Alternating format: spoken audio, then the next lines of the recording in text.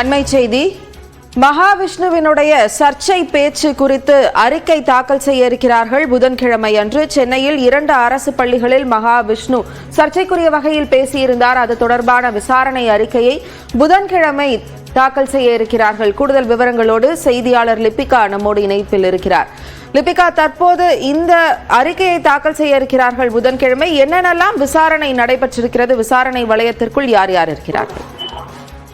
Jennifer, Chennai Ashok Nagar பெண்கள் மேல்நிலைப் பள்ளி மற்றும் சைதாப்பேட்டை அரசு மாதிரி பள்ளியில் கடந்த மாதம் நடைபெற்ற இந்த சொற்பொழிவில் மகாவிஷ்ணுவினுடைய சர்ச்சைக்குரிய அந்த பேச்சானது விவகாரத்தில் 3 நாள் அலுவல் நாட்களில் விசாரணை அறிக்கையானது பள்ளிக்கல்வித்துறை செயலாளரிடம் தாக்கல் பண்ணப்படும் என தெரிவிக்கப்பட்டிருந்தது. அதன்படி வரும் புதன்கிழமை அன்று அறிக்கை தாக்கல் செய்யப்படும் என பள்ளிக்கல்வித்துறை இயக்குனர் கண்ணப்பன் தகவல் தெரிவித்திருக்கிறார். மேலும் கடந்த வெள்ளிக்கிழமை அன்று சம்பந்தப்பட்ட தலைமை ஆசிரியர், அதாவது அசோக் நகர் பள்ளியினுடைய தலைமை ஆசிரியர் தமிழரசி மற்றும் சைதாப்பேட்டை தலைமை ஆசிரியர் சண்முக சுந்தரம் ஆகிய இருவர் மற்றும் மற்ற ஆசிரியர்களுடன் எழுத்துப்பூர்வமாக கொடுத்த கடிதத்தின் அடிப்படையில் முழுமையாக அதனை பதிவு செய்து ஆராய்ந்து தேவைப்படும் பட்சத்தில் மீண்டும் அடுத்த கட்ட விசாரணைக்கு இவர்களை அழைக்க வேண்டும் எனவும் தற்போது பள்ளி கல்வித்துறையினுடைய இயக்குனர் கண்ணப்பன் அவர்கள் தகவல் தெரிவித்திருக்கிறார். தொடர்ந்து 3 நாள் அலுவல் நாட்களை கணக்கிட்டு வருகின்ற புதன்கிழமை அன்று பள்ளி கல்வித்துறை செயலாளரிடம் இந்த அறிக்கையானது தாக்கல் செய்யப்படும் எனவும் தற்போது தகவல் தெரிவிக்கப்பட்டிருக்கிறது. ஜெனிஃபர்,